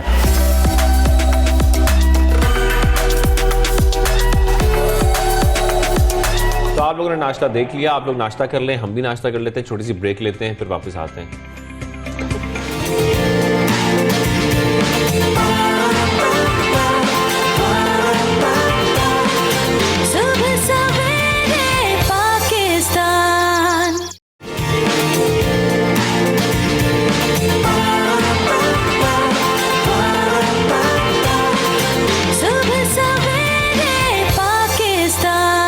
पाकिस्तान में बहुत सारे लोग बड़ी अच्छी परफॉर्मेंस दिखा रहे हैं। परफॉर्मेंस की बेस पर, उनकी कारकर्दगी की बेस पर, उनके जो सर्वेस किए जा रहे हैं उसमें उनको एक तरह से ये कहा जा रहा है कि किस किस सीएम की किस किस चीफ मिनिस्टर की परफॉर्मेंस अच्छी रही है पाकिस्तान में, किन सूबों में किस चीफ मिनिस्टर ने सबसे ज्यादा सबसे अच्छा काम किया। माया अच्छा काम किया है, पॉपुलैरिटी कैसी रही, क्या आवाम कहती है, क्या आवाम को कौन सा लगता है वजीर आला जो है वो उनके लिए उनका और क्या आप है? गैस कर सकती हैं कि 45% आवाम ने कारकर्दगी के लिहाज से किस वजीर आला का नाम लिया? नहीं, one and only Usman Buzdar साहब। उस्मान बुज़दार साहब का नाम लिया गया है 45% लोगों की जानिब से कि वो सबसे ज्यादा मकबूल भी हैं। और इंस्टीट्यूट ऑफ पब्लिक ओपिनियन की नई सर्वे रिपोर्ट जो आई है उसमें कारकर्दगी के लिहाज से उस्मान बुज़दार साहब पहले नंबर पर हैं, बिल्कुल, जबकि महमूद खान दूसरे नंबर पर है, मुराद अली शाह तीसरे नंबर पर, जबकि वज़ीर आला बलूचिस्तान का आखिरी नंबर। बेचारे वज़ीर आला बलूचिस्तान आखिरी नंबर पर रह गए। बट देन अगेन फैसलाबाद की आवाम क्या कहती है जानते हैं हमारे नुमाइंदे 92 न्यूज़ से। जी बिल्कुल, वज़ीर आला पंजाब सरदार उस्मान बुज़दार जो हैं सबसे आगे निकल गए हैं। सूबों में वज़ीर आला पंजाब सरदार उस्मान बुज़दार की कारकर्दगी के हवाले से पहली पोजीशन आई है। जो तमाम सूबे उनमें पंजाब सरफ़हरिस्त रहा है, तो इसका मतलब है कि वज़ीर आला पंजाब की कारकर्दगी नंबर 1 रही है। क्या पंजाब के अवाम भी यही समझते हैं, बिलखुसूस फैसलाबाद के अवाम? आइए उन्हीं से जानते हैं। काम जो दिखाई दे रहे हैं ना वो तो नहीं है। डेवलपमेंट के काम हो गए, जैसे कंस्ट्रक्शन के काम हो गए, तो बाकी तो अल्लाह ही जानते हैं। जीरो के साथ 2 जीरो और लगा दें, नंबर 1 आ गए। इसी तरह जैसे वफाक हुकूमत नंबर 1 जा रही है ना, इसी तरह ये भी नंबर 1 है और पूरे मुल्क का बेड़ा गर्क करके रखा हुआ है इन्होंने। हमें तो जिम्मेदार है, हमें तो खाद ही नहीं मिल रही। हमारी तरफ तो बहुत ज़्यादा महंगाई है। देखें जी, पेट्रोल वो भी 3 रुपये अब और महंगा हो गया है। हमारी तरफ तो ना तो कोई सहूलत है ना और। सड़कें वो ही पुरानी नवाज शरीफ के दौर की बनी हुई हैं, अभी तक इतने डूंगे खड्डे पड़ गए हैं। इसकी कारकर्दगी यही है कि ये सिर्फ अपने आप को ही फ़ायदा देते हैं, किसी को नहीं देखते हैं, बस अपना देख रहे हैं और कुछ नहीं कर रहे हैं। सरदार उस्मान बुज़दार की खूबियाँ क्या हैं, आप टीवी पे देखते हैं? मैं इसको देखता हूँ, लेकिन ये जो है बस अपनी मनमानियाँ करता है और कुछ नहीं करता है, बस यही है इसका। मैं तो इसका यही कह सकता हूँ, क्योंकि ज़्यादा मुझे अब इसके बारे में कुछ कहना नहीं मैं चाहता। बाकी अल्लाह इसको हिदायत दे। जी, तो आपने जानी फैसलाबाद के अवाम की राय कि वो हुकूमती कारकर्दगी से किस हद तक मुतमिन हैं। बहरहाल अगर हालिया सर्वे को मद्देनजर रखा जाए तो देखते हैं कि दीगर सूबों के वज़ीर आला नंबर 1 कब आते हैं। कैमरामैन जाहिद मलिक के साथ गुलाम दस्तगीर, 92 न्यूज़, फैसलाबाद। तो मकबूलियत से मुतालिक जो बातें सामने आ रही हैं, जो सर्वे किया गया, उसके बाद जो लोगों की राय है वो भी आप लोगों ने सुनी है। तो इस पर हम इस सर्वे में बात कर लेते हैं। इंस्टीट्यूट ऑफ पब्लिक ओपिनियन के एग्जीक्यूटिव डायरेक्टर तारिक जुनैद साहब हमारे साथ मौजूद हैं। तारिक साहब, सबसे पहले तो आपको खुशामदीद कहूँगा। और हमने जो देखा, जो हमने राय ली, उसमें तो उस राय के बिल्कुल बरक्स चीज़ें हमें देखने को मिली। लेकिन ये आपने जो सर्वे किया है, इसमें जो जिस तरीके से बताया जा रहा है कि वज़ीर आला पंजाब उस्मान बुज़दार साहब जो हैं वो पहले नंबर पर आए, इसमें कितने लोगों को शामिल किया गया था, सैंपल साइज क्या था, कहाँ सर्वे किया गया? बहुत शुक्रिया मुझे अपने प्रोग्राम में लेने के लिए। देखें, ये जो सर्वे है ये किसी एक शहर या किसी एक डिस्ट्रिक्ट में नहीं होता। ये हमने मुल्क की 65 डिस्ट्रिक्ट्स में किया था, जिसमें 3769 लोगों को सैंपल किया गया था। तो किसी भी अच्छे सर्वे की तरह जो है इसको सैंपल को पूरे पंजाब और पूरे पाकिस्तान में स्प्रेड आउट किया गया। वहाँ से फिर जो है डाटा कलेक्ट करके तो उसके ऊपर रिपोर्ट जनरेट की गई। इसमें तमाम तबका फ़िक्र के लोग शामिल होते हैं, इसमें तमाम एजुकेशन ग्रुप के लोग शामिल होते हैं, इसमें शहरी और देहाती लोग शामिल होते हैं, और इसमें जो है मेल और फीमेल लोग शामिल होते हैं। इन तमाम लोगों की राय को जब इकट्ठा किया जाता है तो जो मजमूई राय सामने आती है वो उसके मुताबिक फिर जो है ना रिपोर्ट। तो इस पार्टिकुलर सर्वे के लिए हमने जो है 2 इश्यूज़ पर जो है 2 से 3 इश्यूज़ पर हमने लोगों से राय ली। एक तो ये कि इनकी मजमूई गवर्नेंस के बारे में आप बताएं कि आप कैसी समझते हैं, और दूसरा ये कि हेल्थ और एजुकेशन में तमाम चारों सूबों की जो गवर्नमेंट्स हैं उन्होंने किस तरह परफॉर्म किया है। तो जब हमने ये देखा कि हेल्थ और गवर्नेंस के जो है इंडिकेटर्स हैं वो पंजाब में रिलेटिवली बेहतर आ रहे हैं बनिस्बत दूसरे सूबों के, तो फिर जो है जो मजमूई सूरत हाल सामने है उसमें हमें फिर ये नज़र आया कि पंजाब में जो है उस्मान बुज़दार साहब की जो हुकूमत है वो रिलेटिवली बेटर है with compare to other 3 provinces. अच्छा, बिल्कुल ठीक। अच्छा, मेरा सवाल था तारिक साहब आपसे एक है कि वज़ीर आला पंजाब किन कामों की बुनियाद पर, मतलब अपनी कौन सी परफॉर्मेंसेज या किस हवाले से जो है वो मकबूल तरीन जो है वो करार पाए इस सर्वे के मुताबिक, लोगों ने क्या कहा? जी, इसमें हमने जैसा बताया कि 2 मेन इंडिकेटर्स लिए। एक तो ये था कि हेल्थ में जो फैसिलिटीज़ मौजूद हैं पंजाब में, यानी जब इंसान जाता है किसी सरकारी हॉस्पिटल में, क्या उसको डॉक्टर मिलता है, क्या उसको दवाई मिलती है, या उसको वेटिंग एरिया में उसको प्रॉपरली ट्रीट किया जाता है। तो उसमें हमने ये देखा कि जो पंजाब में जो सिचुएशन थी वो तकरीबन 72% के करीब लोग जो हैं वो उन्होंने ये कहा कि हमें ये फैसिलिटीज़ मिलती हैं, जबकि 28% ने कहा कि ये फैसिलिटीज़ नहीं है। इसी तरह सूबा सरहद में ये जो फैसिलिटीज़ थी वो 67% लोगों ने कहा। सबसे कम जो हेल्थ की जो फैसिलिटीज़ के ऊपर जो इंडिकेटर्स आए वो सिंध में ख़राब थे, जहाँ पे 46% लोगों ने ये कहा कि जी हमें ये सहूलतें नहीं मिलती, ना डॉक्टर मिलता है, ना हमें वहाँ दवाई मिलती है, ना हमारे टेस्ट वगैरह होते हैं। तो इसी तरह दूसरा जो इंडिकेटर हमने लिया वो एजुकेशन का था कि जी जब आप बच्चे को स्कूल में भेज रहे हैं सरकारी, तो क्या वहाँ टीचर्स आ रहे हैं, क्या वहाँ पे प्रॉपर एक पक्का कमरा मौजूद है जिसमें बच्चों को बैठाया जाता है। तो अगेन सिंध में सबसे कम जो है ना वो हमें नज़र आया कि वहाँ पे लोग जो सरकारी तालीम की सहूलियात है उनसे मुतमिन थे, जबकि पंजाब में 86% अवाम ने कहा जो अपने बच्चे स्कूलों में भेजते हैं सरकारी स्कूलों ने कहा जी जहाँ वहाँ जाते हैं हमें टीचर्स भी आ रहे हैं और हमें प्रॉपर एक एजुकेशन भी वहाँ पर दी जा रही। तो इन 2 इंडिकेटर्स पर हमने फिर जब कंपैरिजन किया तो पता लगा कि Punjab is performing relatively better than the other provinces. अच्छा, आप लोग दीगर सर्वेज भी कर चुके हैं सियासी रहनुमाओं के बारे में, सियासी लोगों के बारे में, लीडर्स के बारे में, उस हवाले से भी कोई तफसीलात शेयर कीजिएगा। ये तो सीएम की बात हो गई, चीफ मिनिस्टर्स की बात हो गई, लेकिन इसके अलावा जो दीगर लीडरान हैं क्या उनके भी कुछ सर्वेज आप लोगों ने किए? जी, हमने पार्टी की रेटिंग्स भी ली कि आजकल आपको पता है कि ये बहुत एक शोर गुलगुला है हमारे मीडिया में भी और कि जी शायद स्नैप इलेक्शंस हो जाएं, शायद नए इलेक्शंस परफॉर्म हो जाएं। तो हमने ये भी लोगों से पूछा कि अगर अभी इलेक्शन हो जाएं तो आप किस पार्टी को वोट देंगे। तो जो नेशनल पिक्चर हमारे सामने आई वो उसमें 29% लोगों ने PMLN को सपोर्ट करने का कहा, जबकि 28% लोगों ने PTI को। तो इसलिए हम ये समझ रहे हैं कि अगर इलेक्शन दोबारा होते हैं तो किसी एक पार्टी को सिंगल मेजॉरिटी मिलने का इम्कान नहीं है और बड़ा नेक टू नेक मुकाबला होगा फिर से। और इसी तरह जब हमने सूबों में जब हम गए तो वहाँ पे हमें पंजाब में PMLN आगे नजर आती है, KP में PTI आगे नजर आती है, और जी और सिंध में पीपल्स पार्टी 44% के साथ सबसे आगे है, और बलोचिस्तान में मिक्स अप्रोच है, वहाँ पे बाप PTI और पीपल्स पार्टी वगैरह के नंबर्स हैं। तो इससे हम ये खर्च कर सकते हैं कि इट इज़ मोर लाइकली कि अगेन PTI की हुकूमत बन जाए KP में और पीपल्स पार्टी की हुकूमत सिंध में बन जाए, क्योंकि आवाम की जो राय है उनके साथ अभी तक जुड़ी हुई है। यही अपडेट है। अच्छा तारिक साहब, एक बार बताइएगा, एक और सवाल जहन में आ रहा है। अब ज़रा वज़ीर आज़म पाकिस्तान इमरान खान के हवाले से आ जाए बात। सवाल है कि क्या उनकी मकबूलियत में इजाफा हुआ है, कमी हुई है, या मुल्की वो डेफिनेटली मुल्की हालात के बिना पर कोई मकबूलियत में इंक्रीज आया है, डिक्रीज आया है, ऐसा कोई सर्वे हुआ है? जी देखें, इससे हम ये इन्फ्लुएंस कर सकते हैं। 32% वोट लिए थे PTI ने पिछले इलेक्शंस में, और चूंकि अभी वो 28% पे है तो थोड़ा 4% का जो है वो स्लैश हुआ है उनकी सपोर्ट में, और वो उसकी वजूहात भी समझ में आती हैं, मतलब कोरोना है या इकोनॉमिक डिफिकल्टीज है, महंगाई है। तो एक नज़र ये आ रहा है कि 4 से 5% लोग जो हैं वो डिप आया है इनकी पॉपुलैरिटी।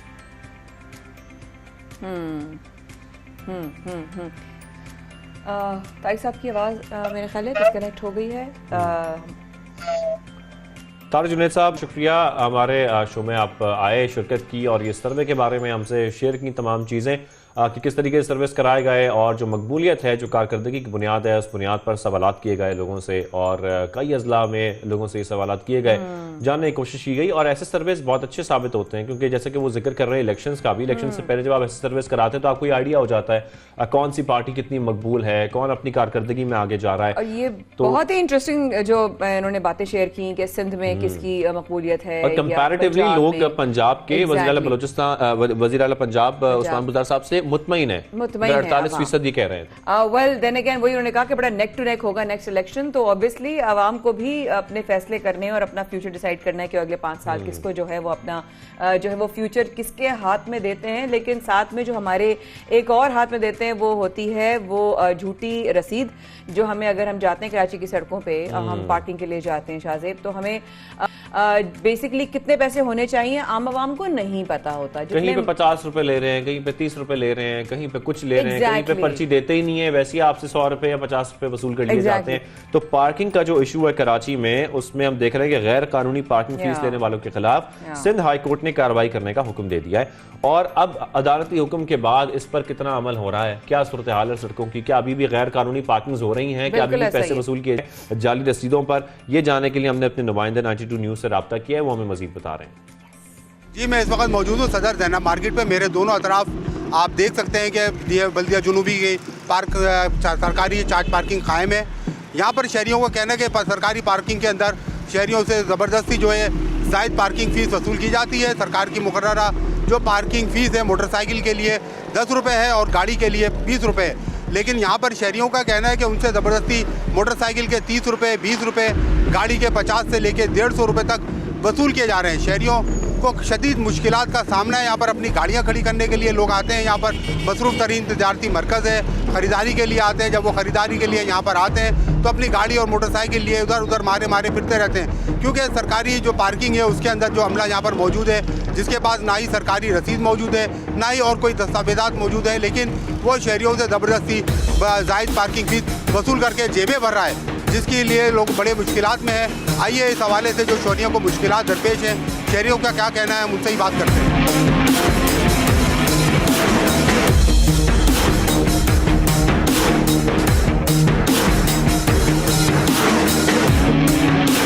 मुश्किलात ये हैं, सारे देखें, सारे जो parking area, non parking area में इन्होंने खड़ी करी हुई है और ले रहे हैं फ़ीस। किसी से 20 रुपए लेते हैं, किसी से 30 रुपए लेते हैं। ना इनके पास पर्ची होती है ना कुछ होता है, बस ऐसी। कितनी फीस ले रहे हैं आपसे? 20 रुपये। 20 रुपये जी। तो आपने तो रसीद नहीं मांगी? रसीद इनके पास है नहीं, रसीद इनके पास है नहीं। आपको कैसे पता ये सरकारी आदमी है कि नहीं? अब हम तो क्या करें, सरकारी है नहीं है। भाई आप कौन से डीएमसी को? हमारे को तो डीएमसी ठेकेदार ने दिया है कि अजीज पठान ने। ये कितनी पार्किंग फीस ले रहे हो? शहरी कह रहे हैं मोटरसाइकिल के 20 रुपए ले रहे हो, कोई 30 रुपए ले रहे हो। 30 कोई नहीं देता है, आपके पास वो 10 देता है, वो 20 कोई 10 देता है, वो 20 देता है। 20 क्यों देता है? पला उठा के ले जाएंगे, 200 भरेंगे, वो 20 रुपए देते हैं। मतलब ये तो आप जबरदस्ती कर रहे हो। हम नहीं उठाने वाले, पुलिस वाले, पुलिस वाले उठा के ले। की रसीद कहाँ है? वो मालिक के पास है। आप क्यों खड़े हो फिर मालिक के पास? मालिक ने तो खड़ा किया है ना। तो रसीद क्यों नहीं है आपके पास? वो देगा। जैकेट भी आ रही है, टोपी है ना, ये टोपी नहीं, जैकेट किधर है डीएमसी की? वो ठेकेदार देगा तो हम पहनेंगे ना। कहाँ है पर्ची? अभी आ रहा है। तो फिर पार्किंग फीस भी जब वो आएगा तो जब लेना, अभी क्यों ले रहे हो? अभी सिंगल लेन है, सिंगल चल रही, मार्केट खड़ी है। हद से ज़्यादा जो ना आवाम को परेशान किया जाता है, जिस पे ये माफिया है पूरा, और ये फ़ीस वसूल करते हैं, जबकि ये इतनी मुश्किलात आवाम के लिए, आवाम ऑलरेडी रोड टैक्सेस वगैरह पे कर रही है। ये 20 से 50 रुपए तक वसूल किए जाते हैं। हर जगह बदमाशी उनकी एक अलग से है, आवाम के साथ बदतमीज़ी की जाती है। तो ये मेरा ख्याल है ये पूरा एक माफिया है, जो माफिया मिल के ये पूरा सेटअप चला रहा है। यहाँ पे अगर आप किसी ऐसी जगह पे खड़ी कर दें मोटरसाइकिल, तो वो उठा ली, लिफ्ट कर ली जाती है, उसके अगेंस्ट 200-250 रुपये वो चार्जेस अलग लिए जाते हैं। मेरे ख्याल में चार्ज पार्किंग माफिया की लूटमार पर जब हमने director charge parking Sumera Hussain से रब्ता किया उनका मौक़िफ़ जानने के लिए, तो उन्होंने अपना मौक़िफ़ देने से साफ इनकार कर दिया, क्योंकि director charge parking Sumera Hussain पर सरकारी रेवेन्यू में खुर्द और महकमा चार्ज पार्किंग के अंदर की जाने वाली संगीन बदउनवानियों के इल्ज़ामात पर तहकीकात की जा रही है। कैमरामैन अम्मार खान के साथ फरीद आलम, 92 न्यूज़ कराची। सबसे पहले पाकिस्तान में अभी बहुत कुछ बाकी है, तो प्लीज कहीं मत जाइएगा, रहिएगा हमारे साथ। Will be right back.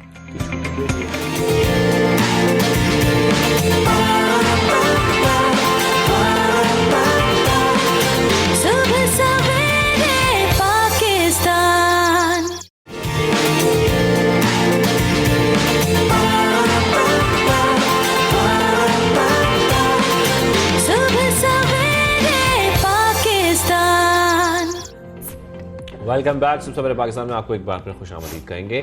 और हम पुलिस की जो कारकर्दगी है, इससे पहले हम बात कर रहे थे सीएम पंजाब की कारकर्दगी पर, और अब हम पुलिस के एक ऐसे कदम की बात करेंगे जो कि वाकई काबिल तारीफ है। क्योंकि हुआ कुछ यूँ था कि ओवरसीज़ पाकिस्तानी जो होते हैं, अक्सर हम देखते हैं कि पंजाब में या दीगर शहरों में भी उनके घरों पर कब्जा हो जाता है, और कब्जा जो किया जाता है वो छुड़वाने के लिए वो खुद तो बेचारे बैठे होते हैं उन ममालिक में जहाँ से वो आ नहीं सकते या आना उनके लिए पॉसिबल नहीं होता।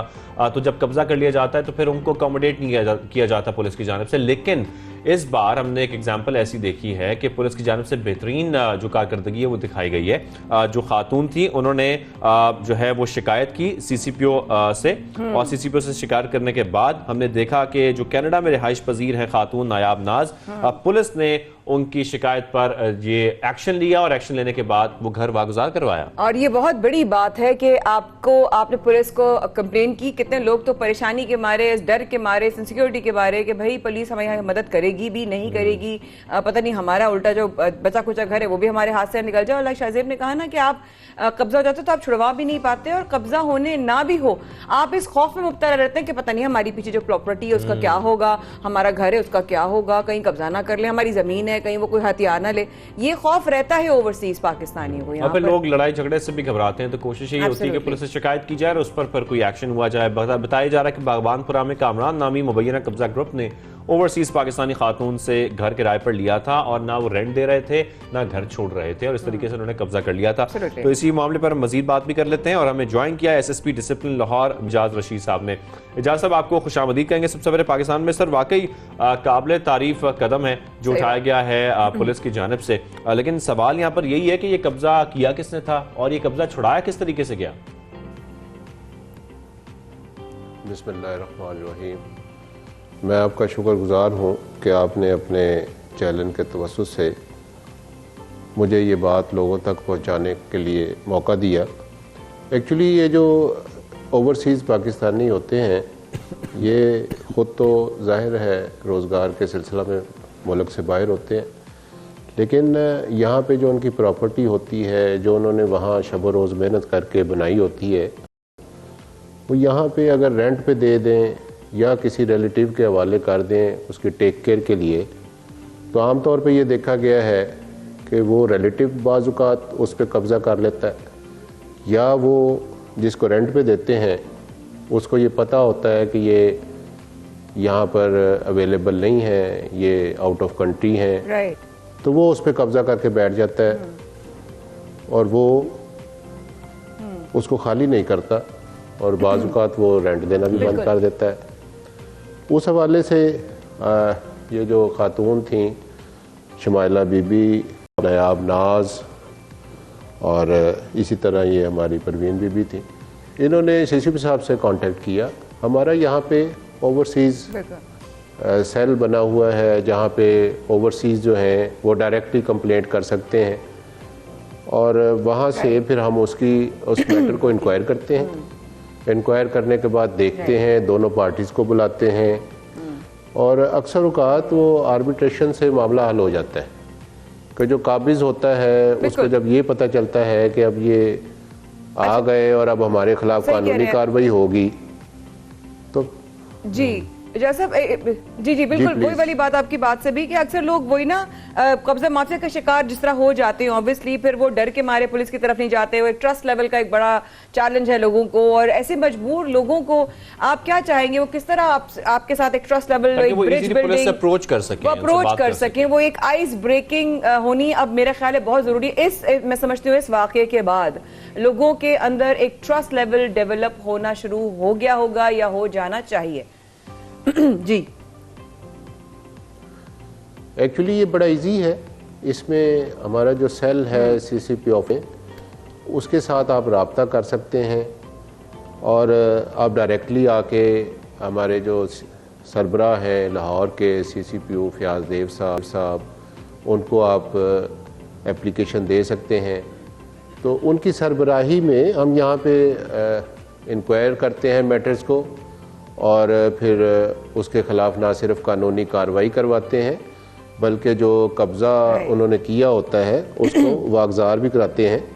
और ये लास्ट ईयर मैं बताता चलूँ यहाँ पर कि 230 कनाल के करीब हमने इस कब्ज़ा ग्रुप से मुख्तलिफ़ लोगों से, जिनमें ओवरसीज़ भी थे और लोकल लोग भी थे, वो वागज़ार करवाई है, जिसकी मालियत आलमोस्ट कोई 900 मिलियन बनती है। जबरदस्त जबरदस्त। अच्छा वही वाली बात है जहाँ आपने बताया, जी जी जी, अब वही वाली बात है इस वक्त जो सिचुएशन है ऑब्वियसली कि कैंटीन खातून, उनका क्या जब उनका ये आप लोगों ने मसला हल करवाया तो उनका क्या, उनके रिएक्शन क्या था उनका, उन्होंने क्या कहा खासतौर पर आपको? ये आपने देखा होगा कि वो मेरे ऑफिस में तशरीफ़ लाई, उन्होंने सीसीपी साहब का शुक्रिया अदा किया और मेरे लिए वो फूल लेकर आई। तो पुलिस को फूल पेश करना ये उनकी मोहब्बत की निशानी है, उनके एतमाद की निशानी है। वो लोग समझते हैं कि पुलिस उनके लिए काम कर रही है, उनको तहफ़्फ़ुज़ का एहसास होता है। सही बात। अच्छा सर, पर ये ज़रूर बताइएगा कि जिस तरीके से इस तरह के जो केसेस हैं वो किस हद तक निपटाए जाते हैं, और अगर हम सिर्फ गुज़िश्ता 1 साल की बात कर लें, 2021 की बात करें, तो 2021 में ऐसे कितने घर थे जिन्हें वागुज़ार कराया गया है पुलिस की जानब से सिर्फ लाहौर शहर के अंदर? आप कोई फैक्ट्स एंड फिगर्स शेयर कर सकते हैं हमारे साथ? एक्चुअली मैंने जैसे पहले अर्ज़ किया, कंप्लेंट्स के हवाले से मैं बात करूं तो हमें अपने कंप्लेंट सेल में, जिसके सरबराह खालिद सईद हमारे DSP हैं, 30,000 के करीब कंप्लेंट्स हमें मसूल हुई, जिनमें से हमने 28,000 जो हैं वो डिसाइड की और कोई 2,000 के करीब इस वक्त पेंडिंग चल रही हैं। तो ये तो वो फिगर है जो लास्ट ईयर हमने जो रिजॉल्व मैटर करवाए। अगर मैं कब्ज़ा ग्रुप के हवाले से, जैसे मैंने पहले अर्ज़ किया कि आलमोस्ट कोई 236 कनाल के करीब अराज़ी जो है मुख्तलिफ, कोई कनाल का घर था, कोई अराज़ी थी, कोई 5 मरले का घर था, वो हमने वागज़ार करवाए कब्ज़ा ग्रुप से। अच्छा, और एजाज रशीद साहब यहाँ पर ये भी हमारे साथ चल रहे हैं, इनका तरीक़ाकार क्या होता है, किस तरीके से ये कब्जे किए जाते हैं? जैसा कि अब खातून ने ये शिकायत की कि उनको रेंट पर घर दिया गया था, ना वो रेंट पे कर रहे थे और उन्होंने फिर कब्जा भी कर लिया। क्या यही तरीक़ेकार ज़्यादातर देखा जाता है कब्जा करने के लिए, या दीगर तरीक़ेकार भी ऐसे होते हैं जो ये अपनाते हैं? एक्चुअली ये जो खातून थी जिनके घर पे कब्ज़ा किया गया था, इन्होंने तो वो रेंट आउट किया। जब उसने देखा कि यहाँ पर ये she was out of country, तो उसने इस पे जो है वो कब्ज़ा कर लिया और किराया देना भी बंद कर दिया। ये तो सिंपल है। इसके अलावा ये लोग प्लान भी करते हैं, जो कब्ज़ा ग्रुप के लोग हैं, ये जब देखते हैं कि ये आउट ऑफ कंट्री है तो वो उस घर को बाज़ औक़ात गिरवी ले लेते हैं। गिरवी लेने के बाद उसके जाली डॉक्यूमेंट, फेक डॉक्यूमेंट बनाते हैं। वो फेक डॉक्यूमेंट बना के उसको दूसरी पार्टी को फ़रोख्त कर देते हैं, और वो जब साल बाद, 2 साल बाद, 5 साल बाद उनको वहाँ पर पता चलता है, तो फिर वो बेचारे इधर आते हैं और इधर मारे मारे फिरते हैं। तो उन्हीं की जो ग्रीवियंसेस थे, उनकी जो कंप्लेंट्स थी, उनको हल करने के लिए सीसीपी साहब ने यहाँ पे ये सेल बनाया है, ताकि वो यहाँ आए और अपने कंप्लेंट्स यहाँ लेके आए और उनको डायरेक्टली हम सीसीपी साहब की सरबराही में रिजॉल्व करें। तो एक बहुत स्ट्रॉन्ग मैसेज गया है ओवरसीज़ पाकिस्तान के लिए कि आपकी अब पंजाब से अगर आपका ताल्लुक है, लाहौर में कब्ज़ा माफिया के खिलाफ बड़ा एक्शन लिया है जनाब लाहौर पुलिस ने, पंजाब पुलिस ने, और समझती हूँ मैं कि मेरी ज़ाती राय ये है कि ये एक बहुत ही अच्छा स्टेप है। इससे बहुत सारे, और मैं कहती हूँ दीगर और हमारे सूबों को भी शाज़ेब इस तरह का जो है वो एक सपोर्ट, एक गारंटी पेश करनी चाहिए, जिसमें जो है ओवरसीज़ पाकिस्तानियों को ये हो कि हाँ यार हमारी जो ज़मीनें सेफ हैं, हमारी प्रॉपर्टीज सेफ हैं। बहुत शुक्रिया SSP साहब मियां एजाज रशीद साहब हमारे साथ मौजूद थे सुबह सवेरे पाकिस्तान में, और ये तमाम डिटेल्स हमारे साथ जो है वो शेयर भी कर रहे थे, हमें बता भी रहे थे। आगे बढ़ते हैं और प्रोग्राम के हम जा रहे हैं आखिर की तरफ, लेकिन आखिर से पहले हमने आपको कहा था कि हम आपको बहुत टैलेंटेड बच्चों से मुलाकात करवाएंगे। जैसे तालिब इल्म जो इस वक्त हम देख रहे हैं कि रोबोटिक्स में बहुत अच्छा काम कर रहे हैं, बहुत आगे बढ़ते जा रहे हैं। मदारिस में पढ़ने वाले बच्चे किसी से पीछे नहीं है, सबसे आगे निकलते जा रहे हैं। कैसे हमने देखा कि इस्लामाबाद में एक निजी यूनिवर्सिटी में मुकाबला हुआ जिसमें पोजीशन हासिल की गई है इन मदारिस के बच्चों ने, और ये सच साबित हो गया, जो कि सच साबित किया किसने, जामिया बैतुल सलाम के तलबान हैं जिन्होंने इस कंपटीशन में पोजीशन हासिल की। बिल्कुल ऐसा ही है, और इन्होंने रोबोकस्ट के नाम से ये जो है होने वाला जो इवेंट है इसमें इन्होंने जो इसका नाम रखा और मुख्तलिफ मुकाबलों में पहली पोजीशन हासिल की। और आज ये तीनों तलबा शहरियार खान, सुल्तान महमूद और एहतशाम हैदर हमारे साथ मौजूद हैं। टेक्नोलॉजी की दुनिया में मदारस के बाद धूम मचा दी। अस्सलाम वालेकुम, बहुत शुक्रिया, आप तीनों हमारे साथ इस वक्त मौजूद हैं। सबसे पहले मुबारकबाद हम दोनों की तरफ से आपको, आप लोगों ने कमाल कर दिखाया है। पहले ये बताएं, ये इवेंट के लिए कितने दिन की तैयारी की थी भाई? तकरीबन हम कर रहे थे, तकरीबन पिछले 2 हफ्तों से इस कंपटीशन की तैयारियों में मसरूफ थे, और मेनली 7 टीम्स थी हमारी, और 3 कंपटीशंस में हमने फर्स्ट पोजीशन ली है। वेरी नाइस, जबरदस्त। अच्छा, मुझे ऐसे पता तो नहीं लग रहा, लेकिन शहरियार कौन से हैं, सुल्तान कौन से हैं, एहतशाम कौन से हैं, लेकिन आप तीनों से मेरा सवाल है, जो भी आप इसे जवाब देना चाहे, कि ये रोबोकस जो बेसिकली इवेंट था, जो इसमें मुकाबला था, ये रोबोट्स किस किस्म के रोबोट्स थे, और ये आप लोगों ने जो बनाए गए थे कितना अरसा इसमें लगा बनाने में, और बेसिकली ये रोबोट करता क्या है? बेसिकली 2 टाइप्स के कंपटीशन थे। एक मेज सोलर था जिसमें उसको रोबोट ने ऑब्स्टिकल्स के आगे आता था तो उसने अवॉइड करके अपना पाथ चेंज करना था, और दूसरा था लाइन ट्रैकिंग का। सिंपल उसने लाइन ट्रैक करनी थी, एक शीट के ऊपर की भी लाइन बनी हुई होती थी तो उसने वो ट्रैक करनी थी। हमने जबरदस्त। वैसे 2 कैटेगरीज थी, यूनिवर्सिटी और कॉलेज कैटेगरी, तो दोनों में हमने पार्टिसिपेट किया, और एक फर्स्ट पोजीशन यूनिवर्सिटी कैटेगरी में आई और 2 फर्स्ट पोजीशंस वो कॉलेज कैटेगरी में। और इसके अलावा इसमें सेंसर्स और प्रोग्राम्स यूज किए गए रोबोट्स में, और लाइन फॉलोइंग के लिए भी, और मैं सॉल्विंग। वैसे मेनली ये 2 कंपटीशंस थे जिसमें हमने पार्टिसिपेट किया। अच्छा, जबरदस्त। अच्छा शहरियार, सुल्तान, एहतशाम, ये बताइए कि आप लोगों 2 सवाल एक साथ करूंगी और दोनों का एक साथ जवाब दे देना। ये बताइए, क्या इससे पहले कभी कोई और मुकाबलों में मिलकर जो है वो शमूलियत की है और कोई पोजीशन ली भी है, और साथ साथ इस साथ काम करते हुए दोस्ती और कितनी मजबूत हुई? पहले दोस्ती थी, बाद में काम शुरू किया, या पहले काम साथ शुरू किया और फिर दोस्ती हो गई? एक्चुअली इससे पहले तो पाकिस्तान की जो हाईटेक की यूनिवर्सिटी है तक्षला के अंदर, इससे पहले सबसे पहले हमने वहाँ पार्टिसिपेट किया।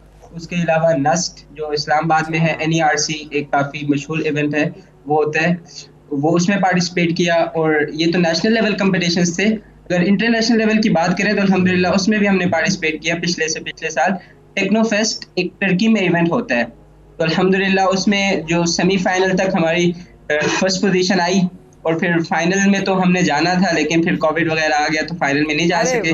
तो ये तो इंटरनेशनल लेवल कॉम्पिटिशन हो गए। नेशनल लेवल में देखा जाए तो GIK इंस्टीट्यूट जो कि सवाबी में है, और हाईटेक टेक्सला में, और इधर NERC इस्लामाबाद, नस्ट यूनिवर्सिटी में, इन सब में हमने पार्टिसिपेट किया हुआ है।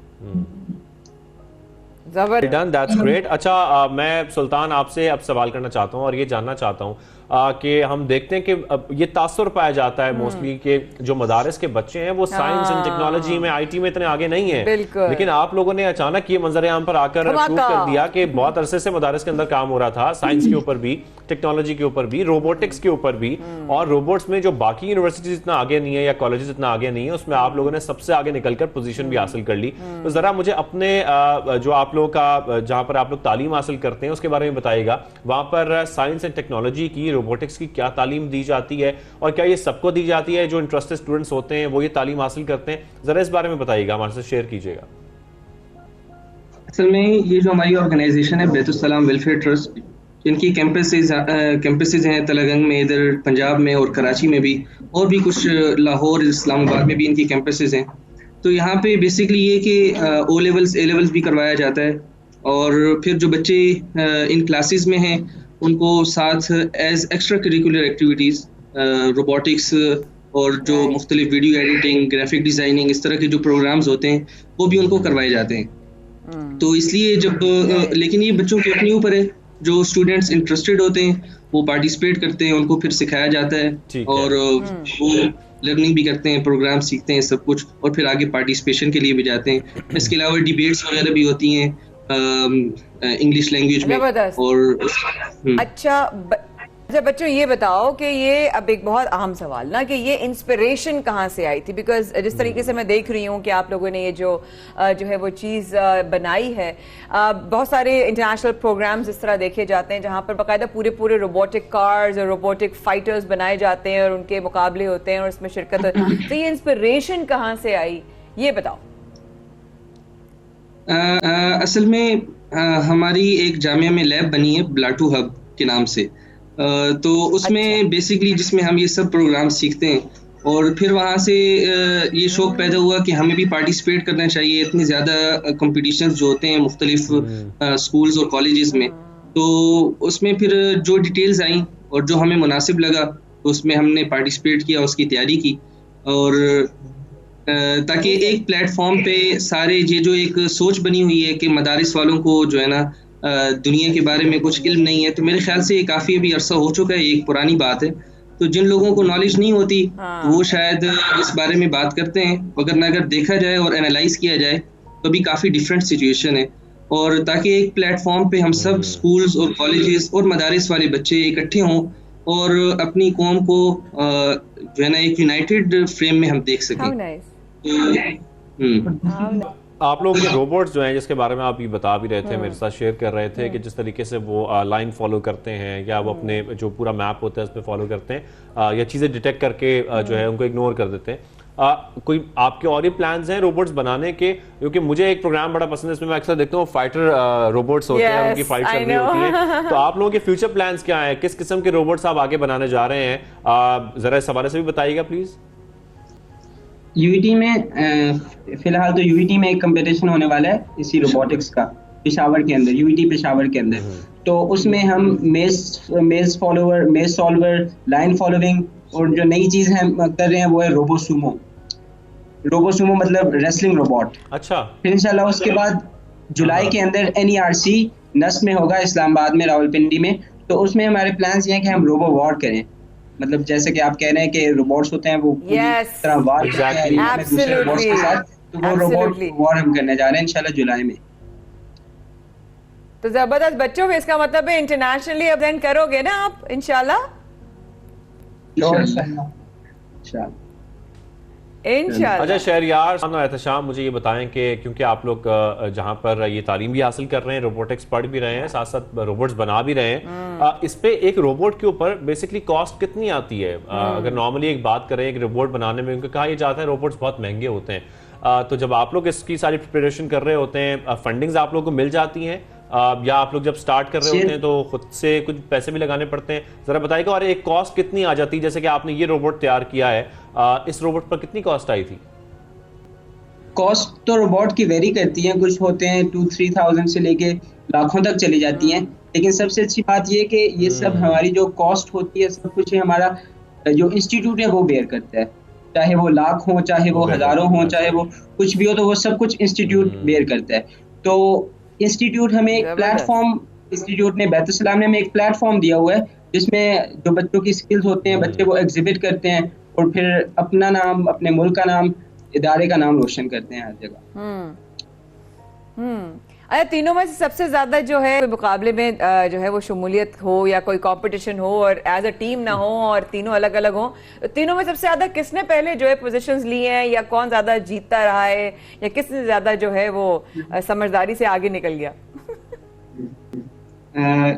मेरे ख्याल से ये जो शहरयार खान है इन्होंने काफी कंपटीशंस में पार्टिसिपेट किए, तकरीबन 3 साल से ये मुख्तलिफ कंपटीशंस में जा रहे हैं, तो ये इस मामले में हम सबसे सीनियर हैं। हमारे छोटे छोटे बच्चे शहरयार, सुल्तान और एहतशाम, तीनों के आने का बेहद शुक्रिया, क्योंकि आप लोग आए और आप लोगों ने दुनिया को दिखा दिया कि मदारस के बच्चे किसी से कम नहीं है। टेक्नोलॉजी की दुनिया में आप तीनों ने धूम मचा दी। अब आप तीनों को देखकर वाकई हम ये सोच रहे होते हैं कि क्या रोबोटिक्स पर पाकिस्तान में कोई काम हो रहा है, स्टूडेंट्स कर रहे हैं या नहीं कर रहे हैं, और ये देखकर आज बहुत खुशी हो रही है। बहुत खुशी हो रही है कि ये स्टूडेंट्स ना सिर्फ काम कर रहे हैं, कंपटीशंस जीत रहे हैं, अब इंटरनेशनली भी पार्टिसिपेट कर भी रहे हैं और आगे भी करेंगे, और हमारी दुआएं भी आप लोगों के साथ हैं कि आप लोग ऐसे कंपटीशन जीतते रहे। पाकिस्तान का नाम तो रोशन कर ही रहे हैं, लेकिन रोबोटिक्स में एटलीस्ट काम हो रहा है और रोबोटिक्स बनाए जा रहे हैं। और दीन की पैरवी करते रहो और दीन को फैलाते रहो। अल्लाह पाक अपने हबीब पे सदके आप लोगों को अपने खास ज़मान में रखे। अपना ख्याल रखिएगा। थैंक यू बच्चों हमारे साथ शामिल होने के लिए। जबरदस्त मतलब काम कर दिया भाई, वाह वाह वाह, मजा आ गया बच्चों से मिलकर। ऐसा रोबोट ही बनाना चाहिए जो हम घर पे रख लें, हमारे काम भी कर दे, है ना? सुस्ती की बात ही करना तुम हमेशा। तो वो वाली बात है कि इस वक्त जो है ना हम बिल्कुल सुस्त नहीं हो सकते, क्योंकि अब प्रोग्राम का वक्त जो है खत्म होने वाला है, लेकिन कुछ बातें बहुत जरूरी है। रोज की तरह आपको याद दिलाएंगे हम कि मास्क पहने, सोशल डिस्टेंसिंग रखें, प्लीज अपनी वैक्सीनेशन करवाएं। कोविड की सिचुएशन 40% तक पहुंच चुकी है शरह उसकी।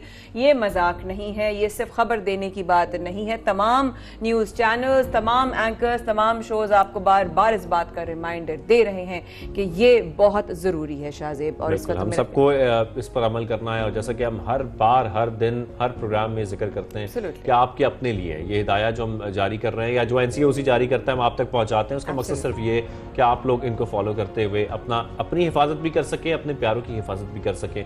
और हल इसका यही है, हमें इसके साथ रहना है और यही नॉर्मल जिंदगी है, हमें इसके साथ वक्त गुजारना है, लेकिन मास्क का इस्तेमाल कर लें, वैक्सीन लगा लें, ताकि आप अपनी नॉर्मल जिंदगी गुजार तो सकें। एब्सोल्युटली। और रखिएगा अपना ख्याल और पहनते रहिएगा मास्क। कल तक के लिए दीजिए इजाजत। 4 बजे का रिपीट देखना ना भूलिए। कल सुबह 9 बजे होंगे आपकी खिदमत में हाजिर।